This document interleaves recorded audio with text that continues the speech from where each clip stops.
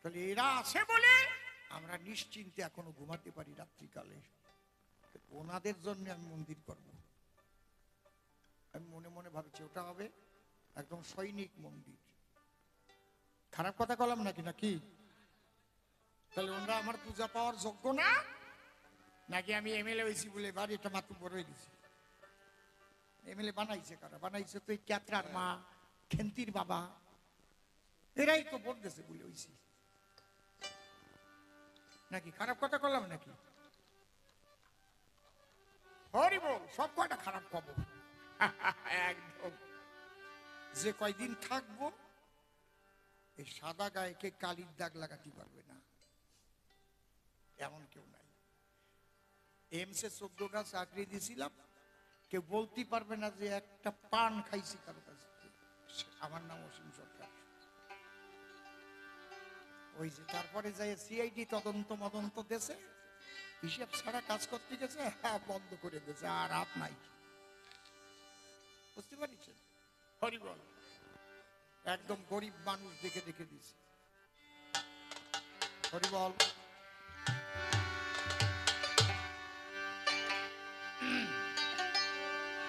জয় জয় শান্তি হরি প্রেমানন্দে হরি হরিবল হরিবল।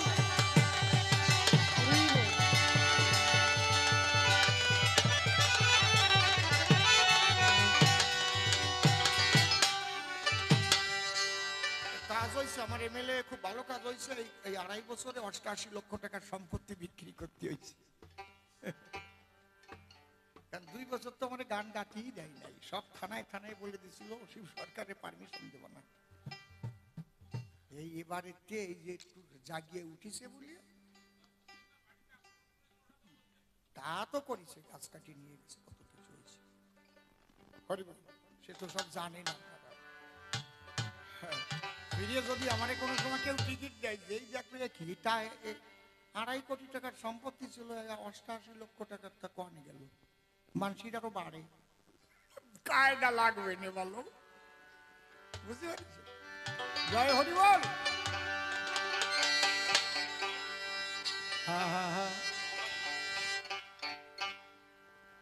হরে কবে সিধা মোড়া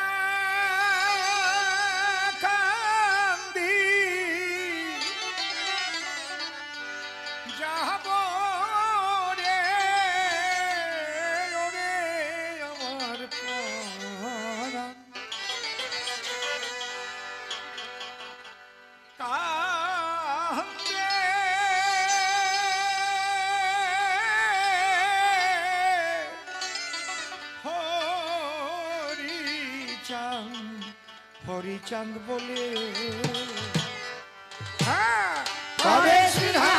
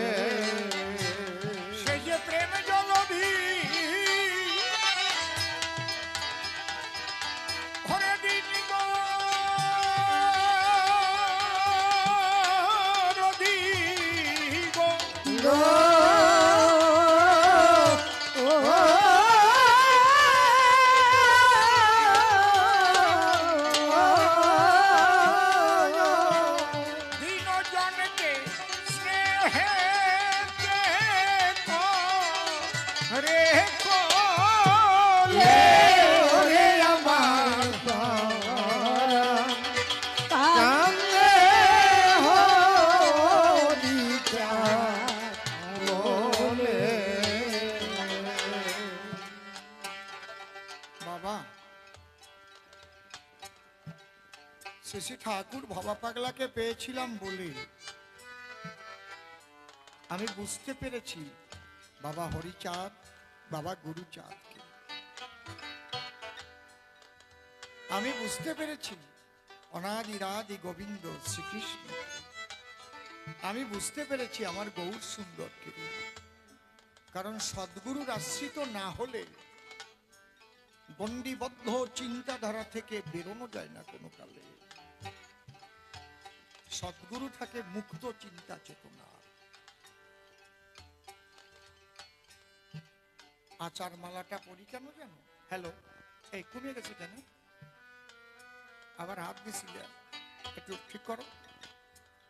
হ্যালো হ্যালো, বুঝে গেছে কেন হয়েছে আমি জানি না।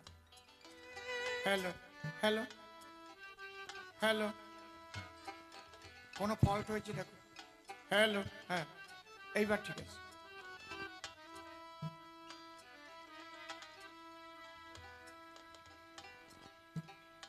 ঈশ্বরের সাধনা করতে গেলে যে মালা নিতেই হয় বলে এমন কোনো ব্যাপার নেই। তুলসীর মালা, আচার মালা, রুদ্রাক্ষের মালা, অনেকে নেয় পদ্ম বীজের মালা, অনেক রকমের মালা আছে। মালা নিলেই যে সে বড় সাধু হয়ে যায়, মালার পাজা থাকলে গলায়, তা না। কিন্তু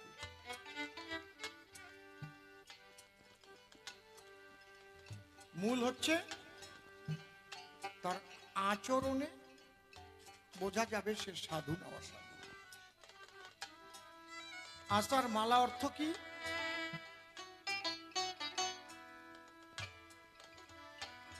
এই সুতোর থেকে ফুলগুলো যদি আমি বের করে এখানে ছড়িয়ে দেই, মালা বলবে কেউ? বলবে কি? যখন একটা সুতো এটা গাঁথা হয়েছে, ফুলের মালা হয়েছে। তোমার জীবনের আচার ব্যবহারও যেন একটা সুতোর সঙ্গে গাঁথা হয়, সুন্দর হয়।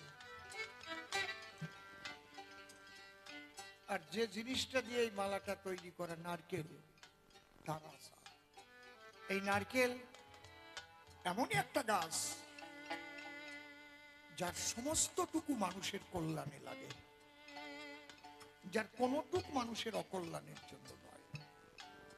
ঠিক বললাম না বেঠিক বললাম?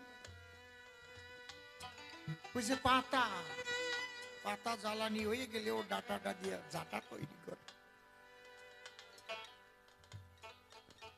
নারকেল এমন একটা সুস্বাদু ফল, বাচ্চাদের ছোট থেকে একটু একটু একটু একটু করে নারকেল খাওয়াবেন। আর কি খাওয়াবেন?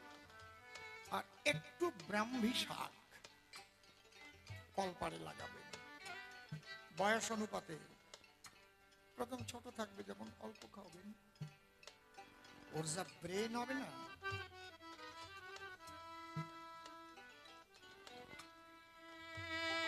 অপূর্ব ব্রেন হবে, বিশাল বুদ্ধিমান হবে।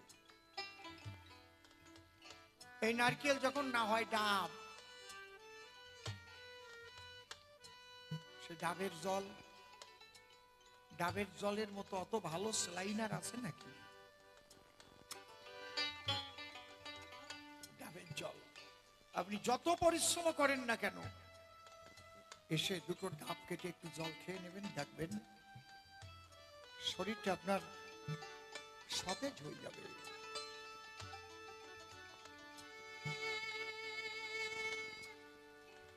নারকেল খাবার পরে যে আশাটা থাকে পড়ে, ও দিয়ে ওড়ন তৈরি করত। এখন তো আতা কিনতে পাওয়া যায়, মহোৎসবের ডাল আগে ওড়ন দিয়েই দিত নাকি? ঠিক কইছি না বেঠিক কইছি? কথা কও। আরে বাবা, সেই ওড়ন বলিয়া সে বোঝা পাইব তো, আর পাবো কোন জায়গায়? সেই রান্নার পরে সে বড় সস, ধনিয়ে, আরো কি কি বাটিয়ে জানো গুঁড়ি করে আর ছিটোয় রাখতো। 2 মাইল দূরের থেকে গন্ধ পাওয়া যেত, বাতাস ছাড়লি। সেই গোল আলু ওড়ন বলি বুঝিয়ে দিচ্ছি, খাইছি। আসলা গোল আলু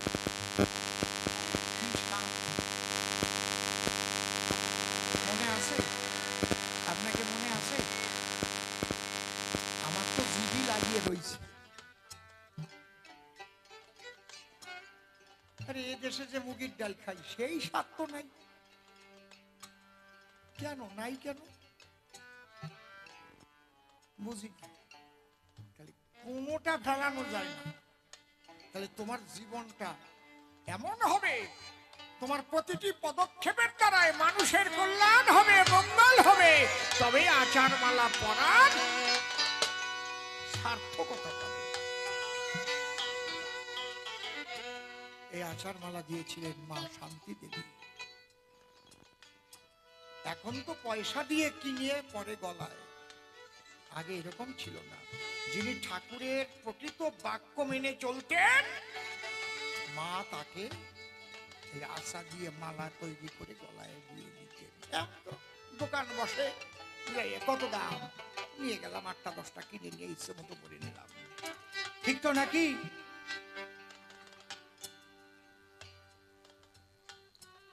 এই জন্য আচার মালাকে সম্মান করি। এই আচার মালায় সর্ষের তেল দিয়ে প্রতিদিন যদি মেখে মেখে বুকে নেওয়া যায়, হার্ট অ্যাটাকের ভয় থাকে না।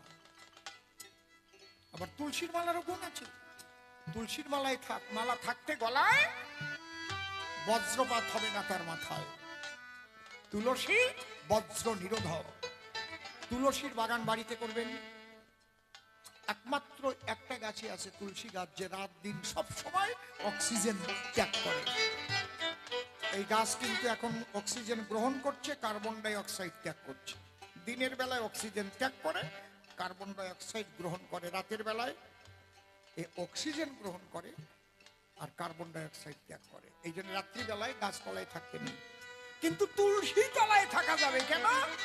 রাত্রি নলয়ের তুলসী অক্সিজেনই ত্যাগ করে।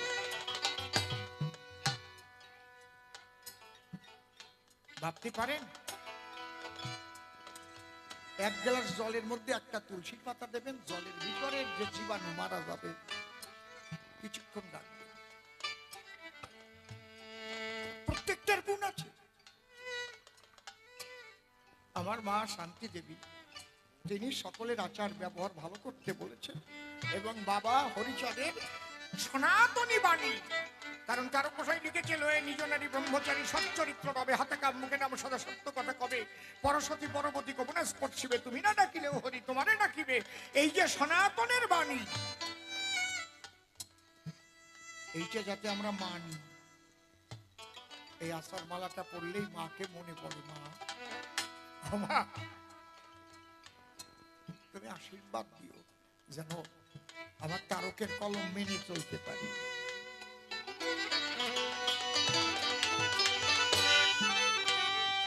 আমার ওরা কান্দির মানুষ রতন, করমন সেই মানুষের যতন বন্ধু কেউ নাই তাহারি মত।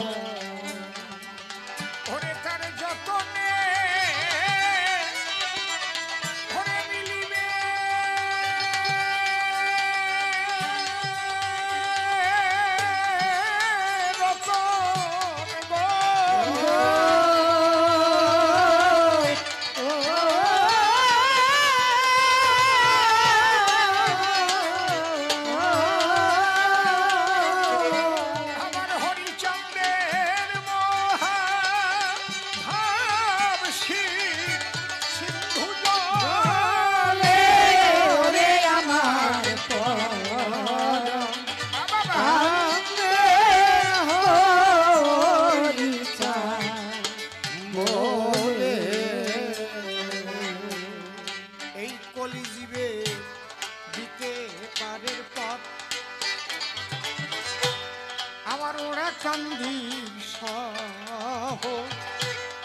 সহজে সরল মন পথের পরে এখনই নামে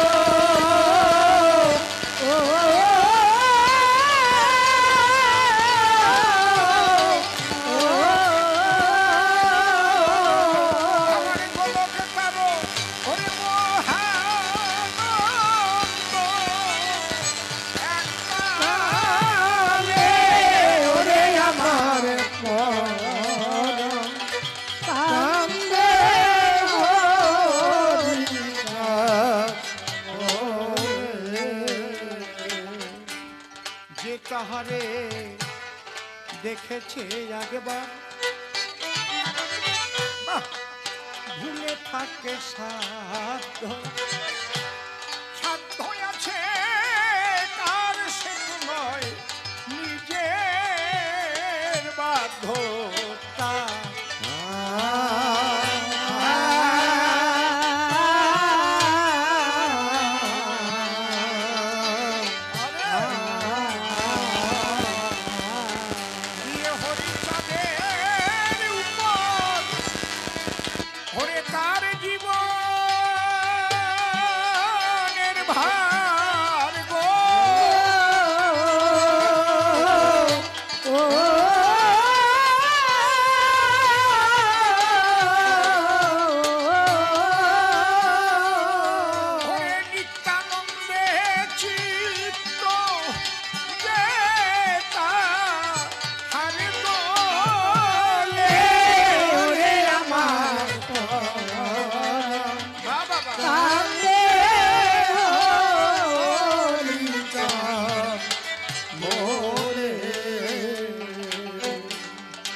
যেজন পারে তারে ডাকিতে সে কি পারে গৃহে গৃহে থাকিতে জল ঝরে তার যুগল আখিতে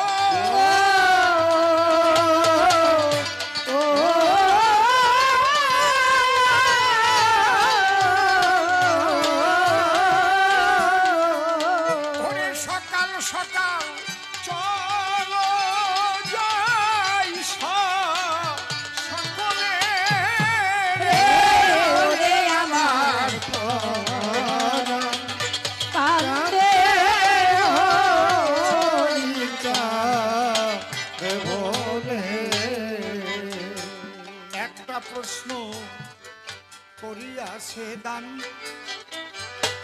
যেখানে হয় হরে কৃষ্ণ নামের গান সেখানে রামের মূর্তি থাকে না কেন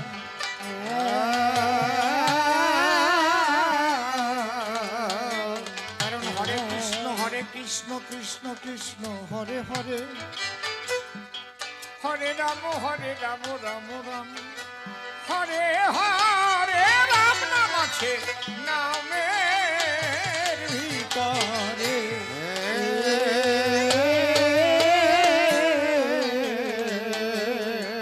মানে রাধা কৃষ্ণ জায়গা যে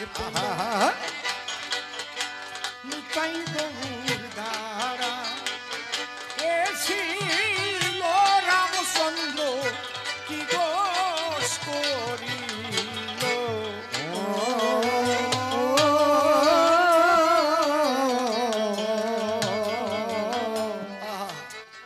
বাবা নির্মল তুমি একটা গ্রন্থ তুমি পড়ে দেখবে বাবা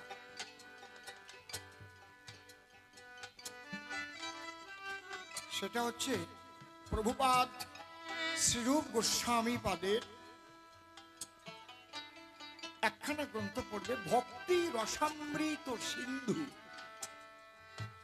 ভক্তি রসামৃত ভক্তি রস অমৃত ভক্তি রস যোগ অমৃত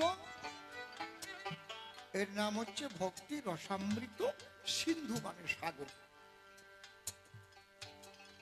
ভক্তি রস অমৃতের সাগর সেখানে ব্যাখ্যাটা পেয়ে যাবে এই যে নামটা যে নাম 16 নাম 32 অক্ষর এই রাম নামে কিন্তু ত্রেতা যুগের রামকে বোঝানো হয়নি এটা বীজ কি রাধা কৃষ্ণ কৃষ্ণ প্রেমের যে নির্যাস, খুব ভালো করে শোনেন,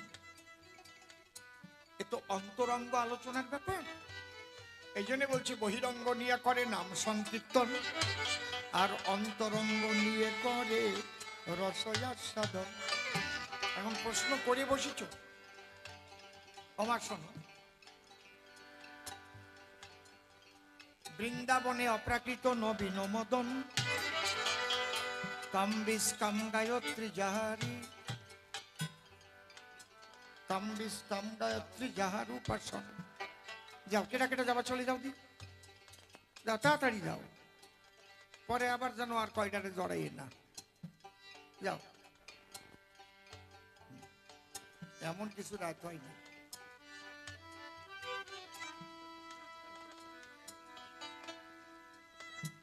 আসতে তাহলে আমরা কি হলো, কোন জায়গা কি হলো, কোনটা এটা ঝট করে বেড়ে উঠলো, কোনটা যেটা ডিসকানেক্টেড ছিল পরে কানেকশন পেল, এরকম কোন একটা। ভালো করে শোনেন,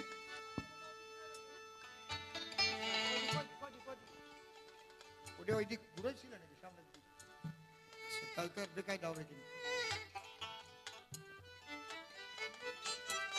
এই আমরা যে সমস্ত জগতে যত রস তৈরি হয়েছে, সবচাইতে শ্রেষ্ঠ রস কি রস? সিঙ্গার রস। এই সিঙ্গার রস প্রাকৃত আর অপ্রাকৃত। প্রাকৃত সিঙ্গার প্রাকৃতের মধ্যে দিয়েও মানুষ অপ্রাকৃত জগতে যেতে পারে, কারণ প্রাকৃত সাধনা না করে তো অপ্রাকৃত জগতে যাওয়া যায় না। সাধন ভজন তো প্রাকৃত, সেখান থেকে অপ্রাকৃত জগতে সাধনার দ্বারাই আপনি পারেন যেতে। মূল কথাটা বলছি, এই অপ্রাকৃত যে রস আস্বাদন, সিঙ্গার রস আস্বাদন, এই হরের শব্দ হচ্ছে রাধারানীকে বোঝানো হয়েছে। রাধারানীর এক নাম ছিল হরা। রাধারানীর গুণের জন্যই কিন্তু তার নামটা করা, নামকরণ করা। রাধা, ধারা উল্টে গেলে হয়েছে রাধা। শ্রীমতী, সুন্দর যার মতি। বুঝতে পারছেন কি বলছি? অনয়া রাধিকা, রাধিকা। হরা, যার প্রেমের দ্বারায় কৃষ্ণের মনোপ্রাণ যায় হরা।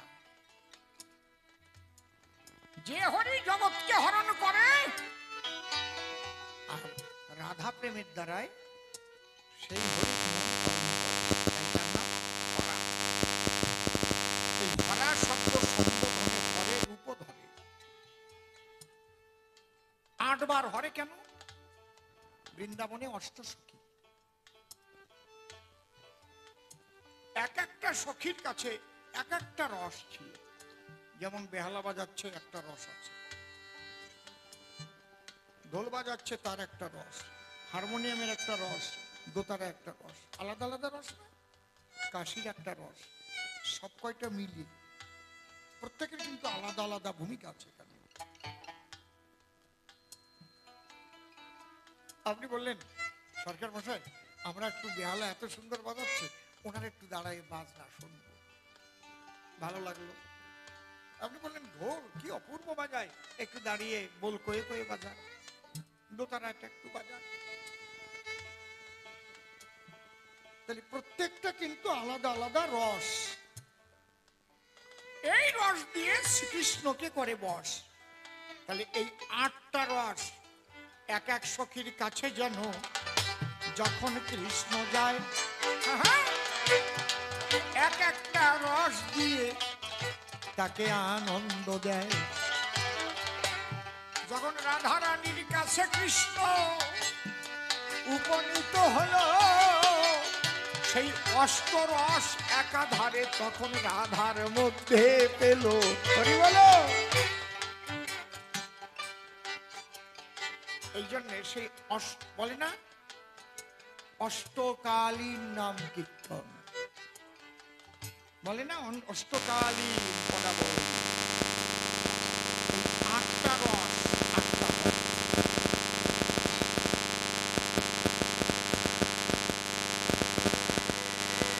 প্রত্যেকটা আলাদা আলাদা নাম। আর চারবার কৃষ্ণ কেন? এই যে রস আস্বাদন করতে গিয়ে কৃষ্ণ চারি মূর্তি ধরেছিল, চারি নায়ক। ধীরোদাত্ত, ধীর শান্ত, ধীর ললিতকয়, চারি রকমের মূর্তি ধরে রসাস্বাদন।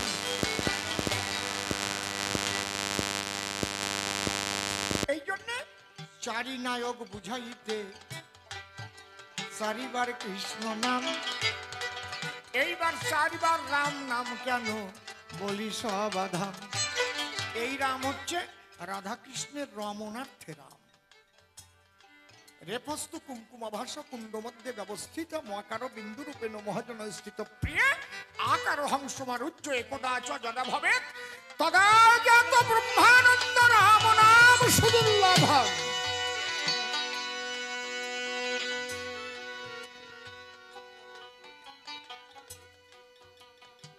রমণার্থে রাম, এই অপ্রাকৃত রমণ, সেটাও চারিবার। এই চারিবার অপ্রাকৃত রমণ ক্রিয়া হয়। চারি নায়ক হয়ে খেলা করে আমার রসময়। আর অষ্টরস একাধারে রাধারানী দিল। এই যে তারক ব্রহ্ম নাম সৃষ্টি যে হইল। তুমি যদি ভাবো কি ওই ত্রেতা যুগের রাম, তাহলে তো রাম মূর্তি থাকতো। তাহলে রমণার্থে রাম, আর হরণার্থে হরা, শব্দ সম্বোধনে হরে, অষ্ট হরে, আর চারি নায়ক চারি কৃষ্ণ ইত্যার্থে। এই হরে কৃষ্ণ নাম যখন ভক্তগণে গায়, তখন এর মধ্যে দিয়ে অপ্রাকৃত ভাবের উদয় হয়। হরে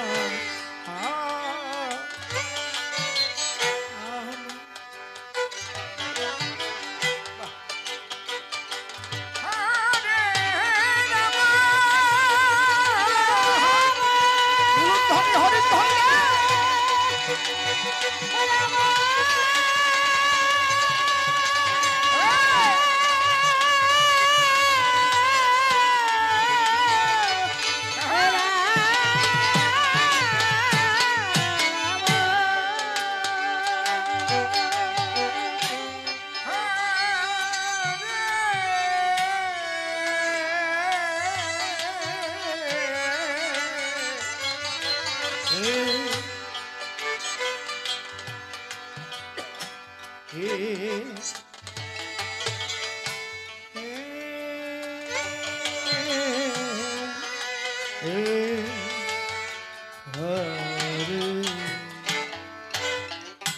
যে মন্থন হচ্ছে, মন্থন রমণ, এটা একটা রমণ। এই রমণ করিতে করিতে কি ওঠে? অপ্রাকৃত প্রেম রস। আর সেই রসে ঈশ্বর হয় বশ, আর ভক্তগণ সেই রস পান করে প্রেমানন্দে আত্মহারা হয়ে যায়। যেমন মদ খেলে মাতাল হয় না, ঠিক এই রস, প্রেম রস খেলে প্রেমে মাতাল একে অপরকে জড়িয়ে ধরে, আলিঙ্গন দেয়, ধুলায় গড়ায়। জাত কুলমান জ্ঞান থাকে না, কে নারী কে পুরুষ থাকে না তার হুঁশ। প্রেমানন্দে হরি বলে ধুলায় গড়ায়। হরি বল, হরি বল, হরি বল, হরি বল। বাবা, ভক্তি রসামৃত সিন্ধু গ্রন্থটা পড়ে নেবা, আরো ভালো বুঝতে পারবা। একটু রিভাইভ দাও, রিভাইভ দাও, মাইক ম্যান একটু রিভাইভ দাও। আবার সেই বুঝে উঠেছে। চেক, আর একটু চেক, চেক, আর একটু যাবে, চেক।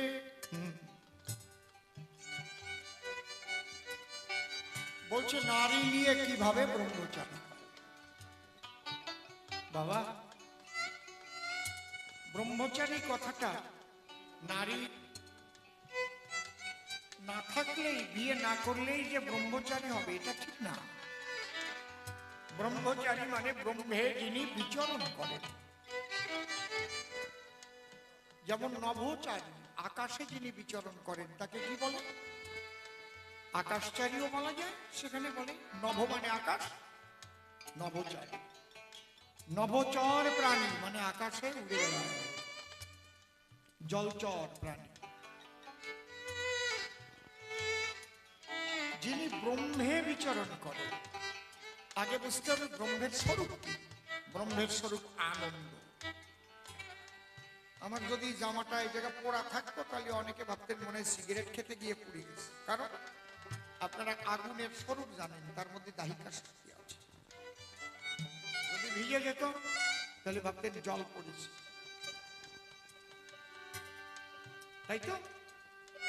তাহলে ব্রহ্মে যে বিচরণ করছে আপনি কি করে বুঝবেন?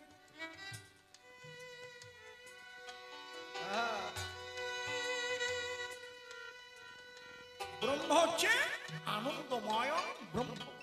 আনন্দ ধে মানে খল্লি মানে ভূতানি জায়ন্তে। ব্রহ্ম এমনই আনন্দময় যে আনন্দ হতে অনন্ত আনন্দ বহির্গত হইলেও সেই আনন্দের তিল মাত্র ভাটা পড়ে না। সে এমন পূর্ণ আনন্দ। বুঝতে পারছেন কি বলছি? ওই যে এক বিষ্ণু চতুরাংশে জন্ম নিল সূর্যবংশে, রাম লক্ষ্মণ ভরত শত্রুঘ্ন, তাতে কি হয়েছে? এক রাম নাম নিলে আর অন্য কারো নাম নেওয়া লাগে না। তিনি এমন পূর্ণ। যেমন হরিচাঁদ ঠাকুর সম্পর্কে লেখা আছে লীলামৃত, হরিলীলামৃতে, যে এক বিষ্ণু পঞ্চমাংশে, পঞ্চ ভাই হয়ে জন্ম নিয়েছে, লেখা আছে না? তাই বলে কি অন্য কোনো ভাইয়ের নাম নেওয়া লাগবে না, হরিবল বললে। এবং বন্দনাতেও তো আছে, জয় জয় হরিচাঁদ, জয় কৃষ্ণ দাস, জয় শ্রী বৈষ্ণব দাস, জয় গৌরী দাস, জয় শ্রী স্বরূপ দাস পঞ্চ সহোদর, পতিত পাবন হেতু হইলা আছে না? এবং আরো ভাঙায় লেখা আছে যে এক বিষ্ণু পঞ্চমংশে। তাই বলে কি তিনি এমন পূর্ণ, তিনি পূর্ণ ব্রহ্ম, পূর্ণানন্দ।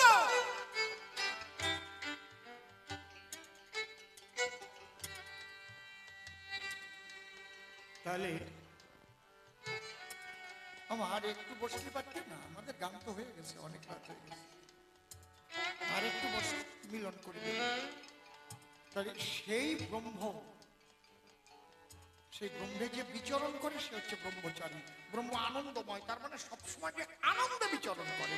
তাহলে আনন্দে বিচরণ করতে গেলে কি করতে হবে? এই পৃথিবীতে যদি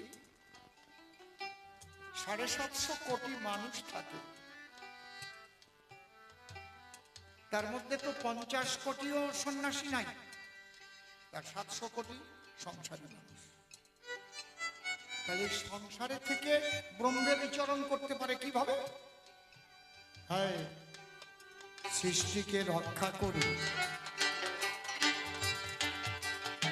যে পিতৃধন রক্ষা করে, তার আনন্দ এ জগতে কে নষ্ট করে?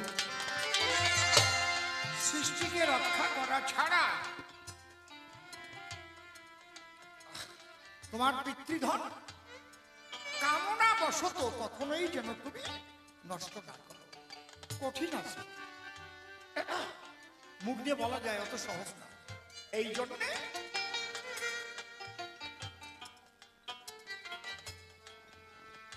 সাধন ভজনের দরকার আছে।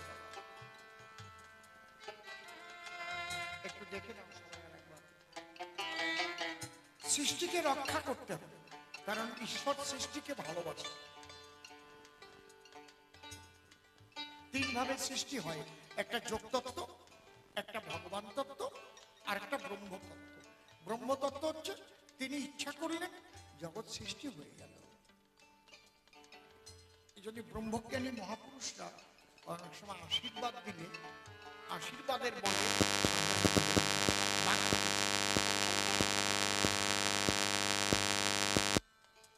যোগতত্ত্ব কাকে বলে?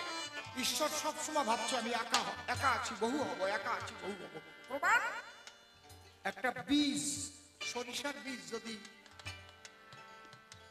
কোনদিন মাটিতে রোপণ করা না হয়, তাহলে একটার থেকে দুটো হতে পারে? একটার থেকে দুটো ঘরে বসে হতে পারে একটা সরিষার দানা? যখনই মাটির সঙ্গে যোগ হলো, জল পেল, বাতাস পেল, আলো পেল, ফুটে একটা গাছ হলো। কত হাজার সর্ষে হবে ওটা গুনতে পারবা? ওটা ঈশ্বরের ইচ্ছা ছিল, আমি একা আছি, আমি বহু হব, বহুর মধ্যে দিয়ে আমি আস্বাদন করব। একে বলে যোগতত্ত্ব। কিন্তু যদি যোগ না করা হয়, মাটির যোগ যদি না পায়, তাহলে হবে না। আর একটা হচ্ছে ভগবান তত্ত্ব, নারীর ভগ, পুরুষের বাদ। এই দুইয়ের মিলনের দ্বারায় জন্মে খুব গুরুত্বপূর্ণ সংসার ধর্মটা।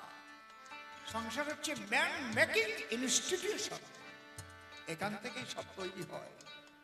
সহজ ব্যাপার না, তোমার উপর নির্ভর করবে। তোমার সংসার থেকে একটা চোর হবে না, ডাকাত হবে না, গুন্ডা হবে না, সাধু হবে না, দেশপ্রেমিক হবে। এটা তোমার চিন্তাধারা, সাধন ভজনের উপর নির্ভর করবে নারী পুরুষে। এখানে ক্যাতরামও চলবে না। সবার ছেলে মেয়ে নেতাজি সুভাষচন্দ্র বসু হয় না, সবার ছেলে বা মেয়ে মাতঙ্গিনী হাজরা হয় না, বাঘা যতীনও হয় না, বিবেকানন্দ হয় না। কেন হয় না? কামনায় সন্তান উৎপাদন করে।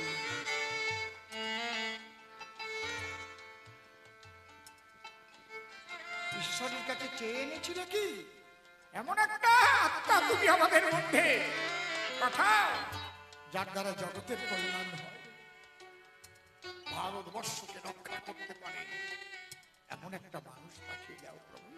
তোমার নাম সে যেন প্রচার করতে পারে প্রভু। এই আনার সময় হচ্ছে তোমার মনের ভাব।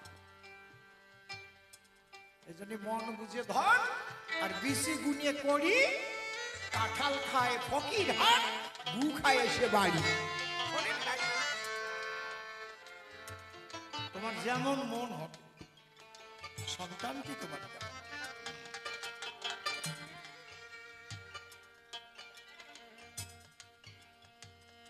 কত মূল্যবান এই সংসার ধর্মটা।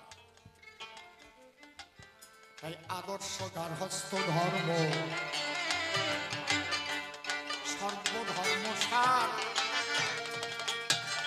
যারা পবিত্র সংসারী আমি করি নমস্কার। যাদের স্বামী স্ত্রী মিলনেতে গো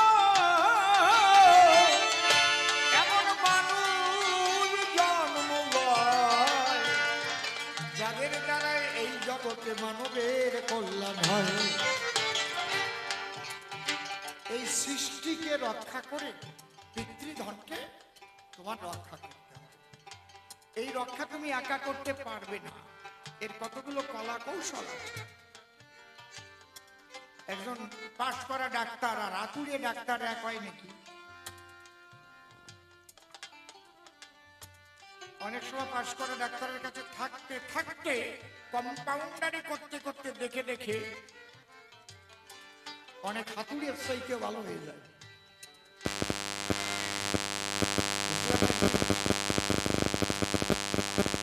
পাশ করতে গেলে কয়েক বছরের কোর্স, ওই রকম সাধন ভজন একদিনে হবে না গো। আগে মনটাকে তৈরি করে বারবার চেষ্টা করো, সাধনা বলে তার। আপনি আমি একদিনে হাঁটা শিখেছি, কত পড়ে গেছি না, মনে মনে ভাবছি এইবার দেবো রে দৌড়, কিন্তু হাঁটতেই পারি না, দৌড় দিয়ে গুগুর হয়ে পড়ে ঠোঁট কাটিয়ে গেছে। এরকম হয়েছে না, নাকে মুখে লেগেছে।